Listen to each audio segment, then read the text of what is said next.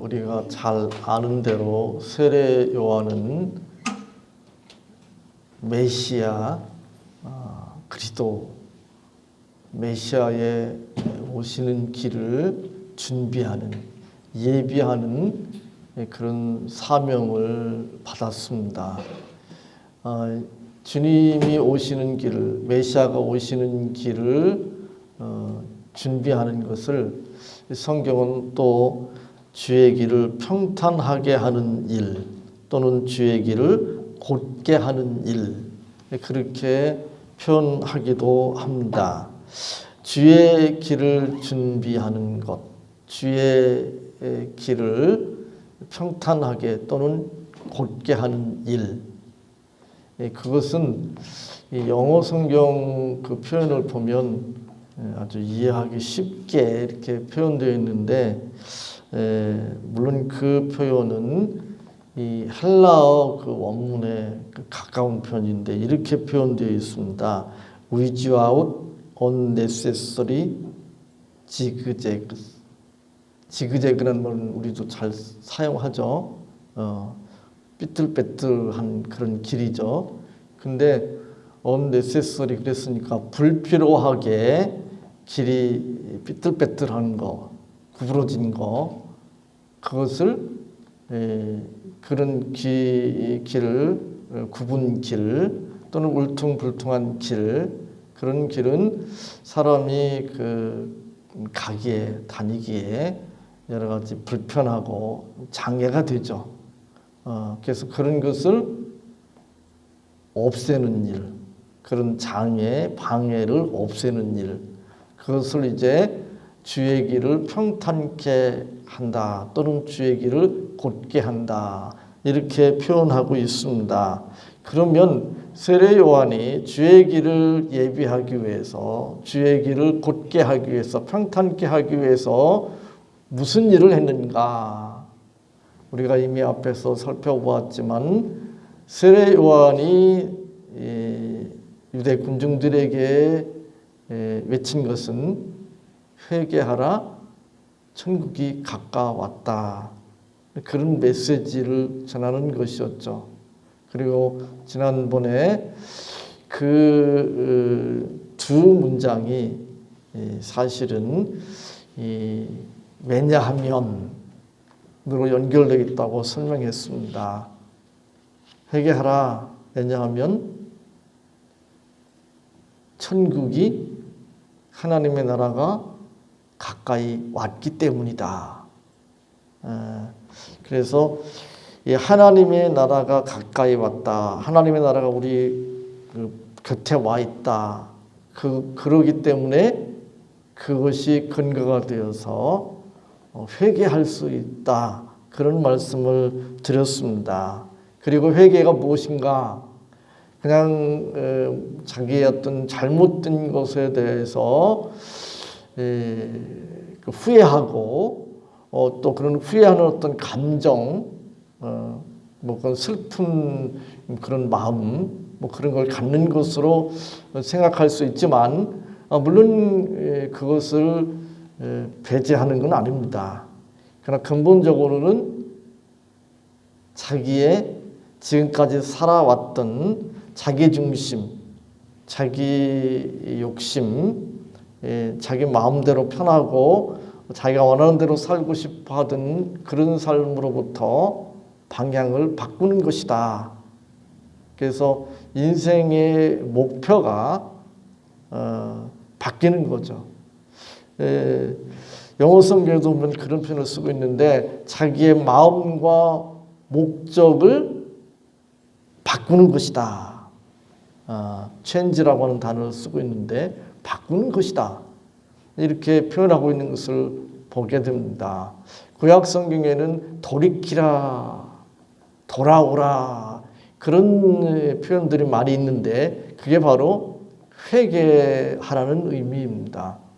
그래서 세례 요한이 주님이 오시는 길을 준비하는 주님께서 오시는 길을 평탄케 하는 곧게 하는 것이 무엇인가 하면 사람들로 하여금 회개하게 하는 것이다. 이렇게 말할 수 있습니다. 그러면서 세례 요한이 이제 자기 뒤에 오시는 그 메시아 주님이 어떤 분이신가에 대해서 소개합니다. 11절에 보면 나는 너희로 회개하게 하기 위하여 물로 세례를 베풀거니와 내 뒤에 오시는 이는 나보다 능력이 많으시니 나는 그의 신을 들기도 감당하지 못하겠노라.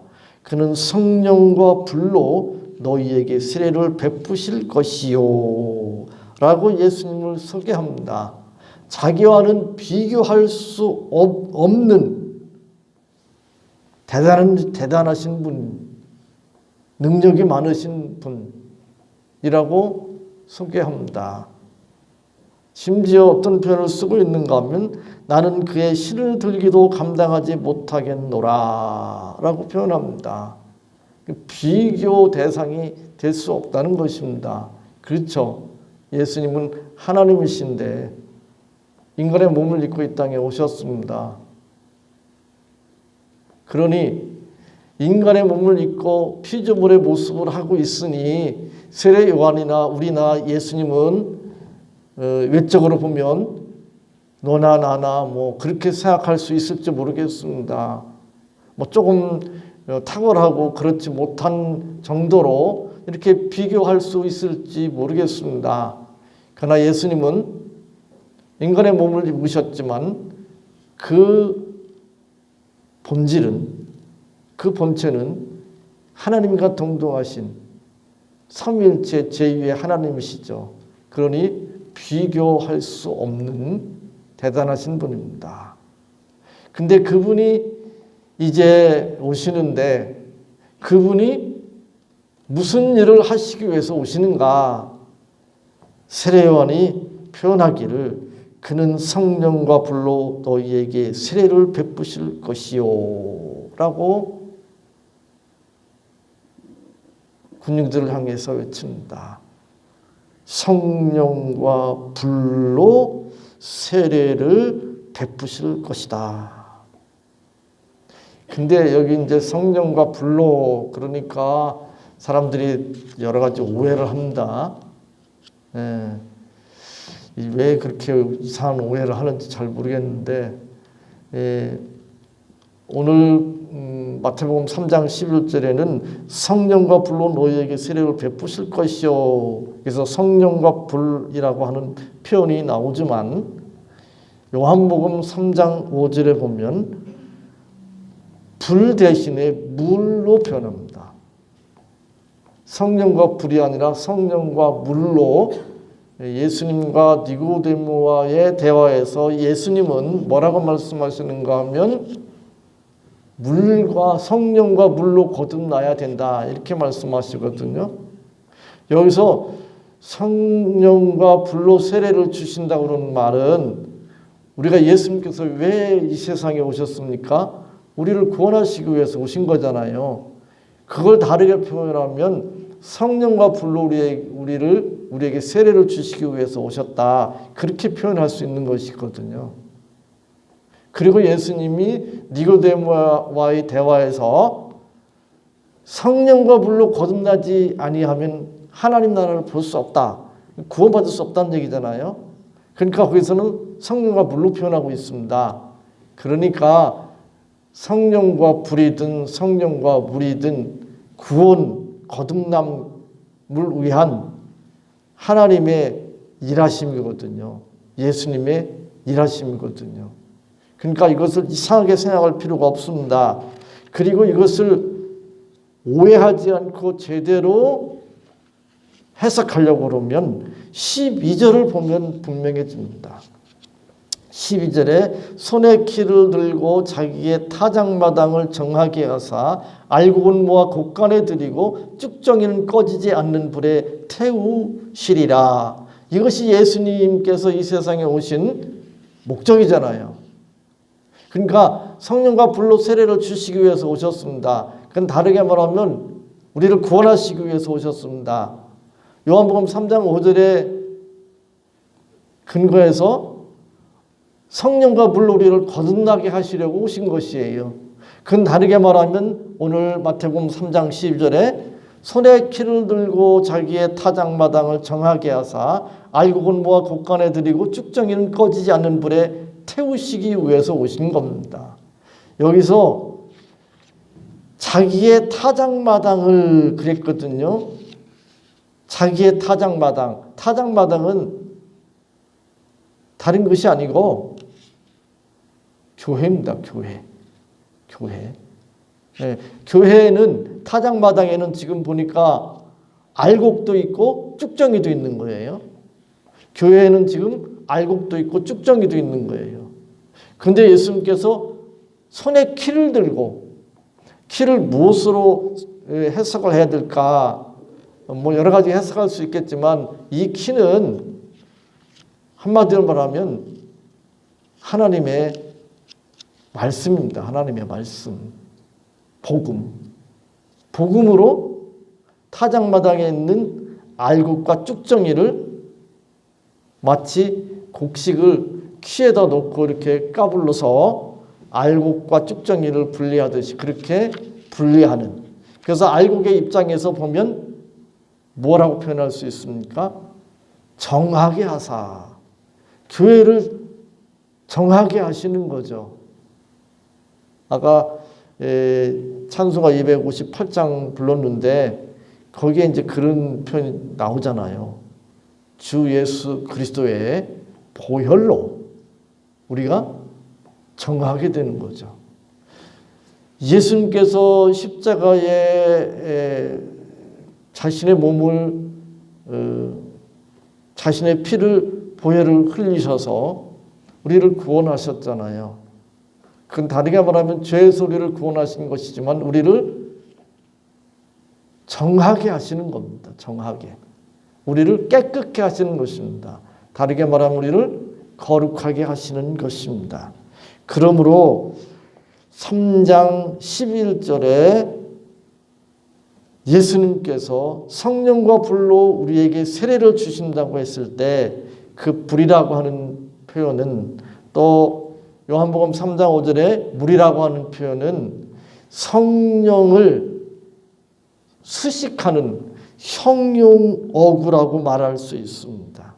그래서 오늘 본문에서 불 또는 요한복음 3장 5절에서 물은 그 불과 물의 속성, 즉 깨끗게 하는 것, 정하게 하는 것을 이제 의미합니다. 금이나 은 이런 그 금속은 뜨거운 불에다가 녹여서 그 불순물들을 이렇게 제거해서 순수한 금이나 은을 이렇게 분리해서 얻어내잖아요. 그런 의미로 생각하면 이해하기 쉬울 것입니다. 물은 물론 더러운 것을 깨끗이 씻어내는 그런 역할을 하잖아요. 그러니까 물이든 불이든 상관없습니다. 그러니까 성령과 불이든 성령과 물이든지 간에 결국은 12절에 있는 것 같이 정하게 하사, 깨끗게 하사, 그걸 다르게 말하면 거룩하게 하사. 예수님께서 이 세상에 오신 것은 성령과 불로 우리에게 세례를 주시기 위해서, 다르게 말하면 타작마당을 정하게 하사 알곡은 곳간에 들이고 쭉정이는 불에 태우시기 위해서 오셨다고 하는 사실입니다.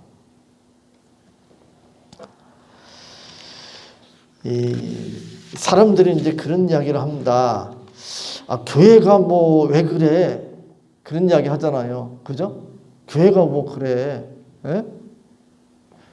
이 교회에 대한 어떤 기대를 가지고 있는데, 그런 기대를 가지고 교회에 나왔는데 이거 교회라고 별 수 없네, 그런 이제 생각을 하고 그런 교회의 모습을 보고 실망하는 그런 사람들이 있습니다. 그래서 교회를 떠나는 사람들이 많이 있거든요. 그래서 가난한 성도, 교회 나가지 않는 성도, 그런 표현도 사용하는데 만들어낸 이야기죠. 근데 교회가 그런 곳입니다. 교회가 뭐 이래? 그래요. 뭐 이래? 그게 교회입니다. 왜요? 타작마당에 알곡도 있고 쭉정이도 있어요. 그러니까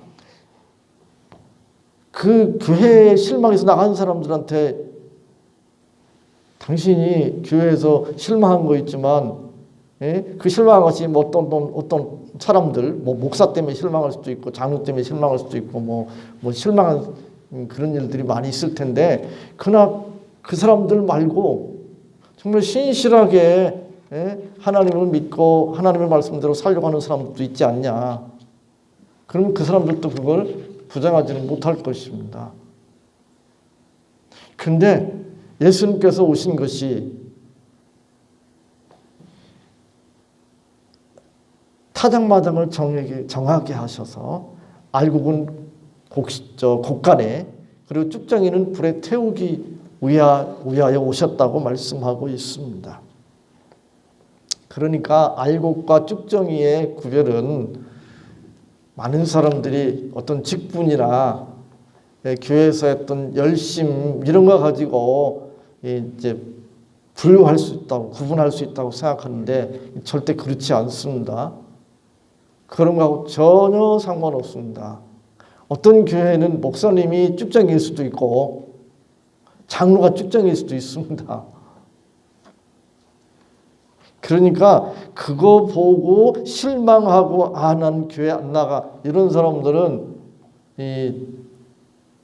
뭔가 제대로 보지 못한 거예요. 뿐만 아닙니다. 자기 자신도 제대로 보지 못한 거예요. 왜냐하면 세례 요한이 주의 길을 예비하는, 메시아의 길을 예비하는 것이, 주의 길을 평탄케 곧게 하는 일이 무엇이었는가 하면 회개를 촉구하는 거였잖아요. 회개하라는 거잖아요. 오늘 본문에 보면 어떤 내용이 나오는가 하면 7절에 많은 바리새인들과 사두개인들이 세례 베푸는 대로 오는 것을 보고 이르되, 독사의 자식들아, 누가 너희를 가르쳐 임박한 진노를 피하라 하더냐라고 외칩니다. 지금 바리새인들과 사두개인들이 어떤 사람들인가? 바리새인들은 그 당시에 적어도 외적으로 가장 열심으로 신앙생활했던 사람들입니다. 바리새인들이 얼마나 열심히 했는지 우리는 흉내도 낼 수 없을 정도로 아주 철저하게 율법을 지키려고 힘쓰고 애썼습니다. 율법을 구체적으로 지키기 위해서 거기에 많은 구체적인 실천사항이라고 그럴까? 그런 것들을 만들어가지고 실천했습니다. 사두개인들은 어떤 사람들입니까? 사두개인들은 신앙적으로, 신앙 칼라에는 상당히 문제가 이제 심각한데, 부활도 뭐 안 믿고 그런 사람들이니까. 근데 대제사장, 제사장들, 또 종교 지도자들 대부분은 사두개인이었습니다. 오늘날도 비슷합니다, 사실. 목사님 너무 그런 거 아니에요. 목사님 뭐 그런 그 한국 교회의 지도적인 위치에 있는 것도 아니고 교회 조그마하니까 하는 소리 아니에요. 그런 게 아니고, 피해 의식 가지고 하는 소리가 아니고, 잘 보면, 겉으로 보면 잘 모르는데 잘 이렇게 보면 그런 게 많이 보여요. 뭐 그때나 지금이나 뭐 다르겠어요. 그때나 지금이나 마찬가지예요. 이게 무엇을 이야기하는 걸까요? 외적으로 열심을 가지고 신앙생활하는 것 같이 보이는데, 또 지도자, 종교 지도자로서 성도들을 가르치고 지도하고 이끄는 위치에 있는 그런 사람들인데, 지금 세례 요한이 그들을 향해서 아주 독설을 해봤습니다. 독설. 독서의 자식들아, 이보다 더 큰 독설이 어디에 있습니까?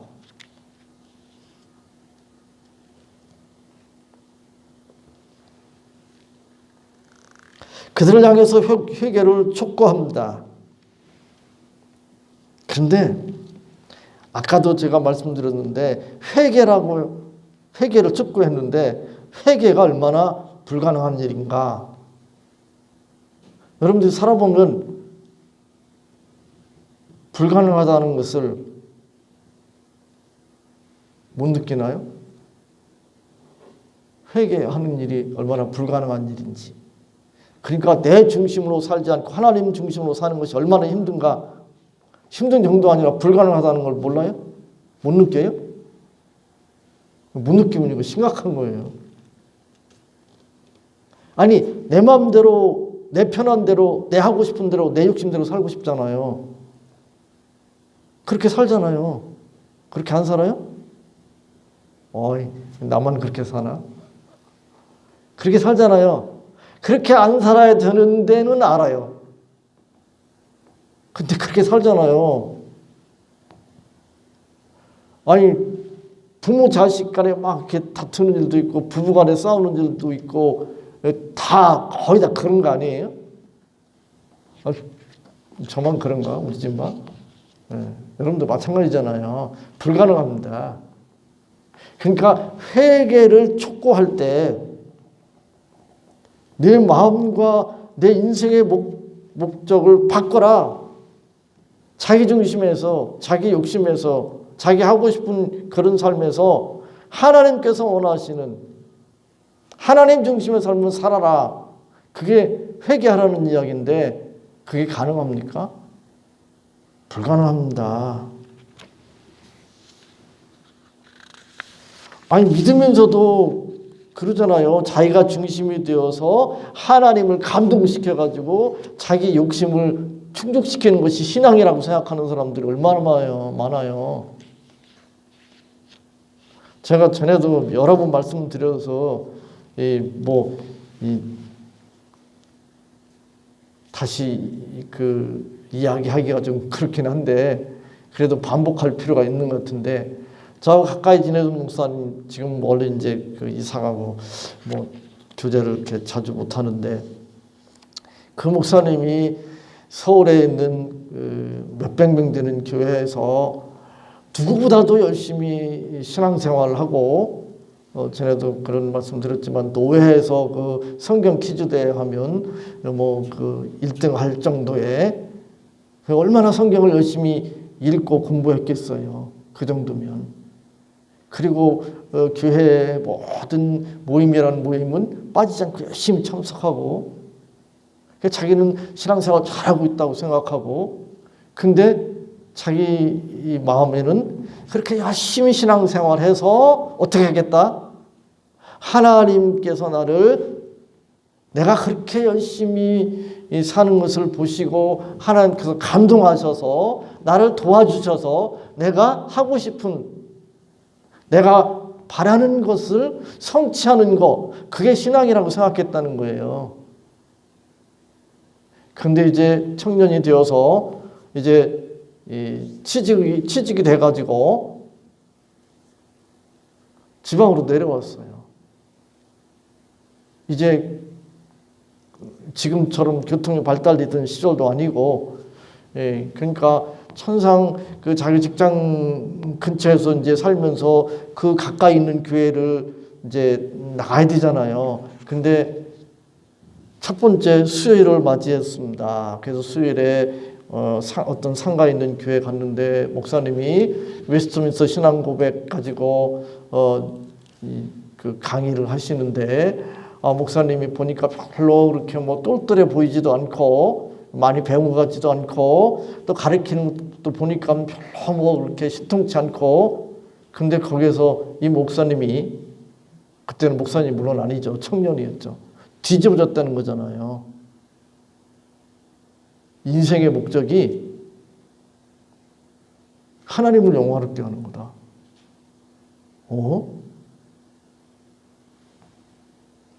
들어보지도 못한 소리, 들어보지도 못한 소리, 생각도 못한 소리예요. 충격받은 거예요. 그게 회개 아니에요, 회개? 물론 하나님의 은혜죠.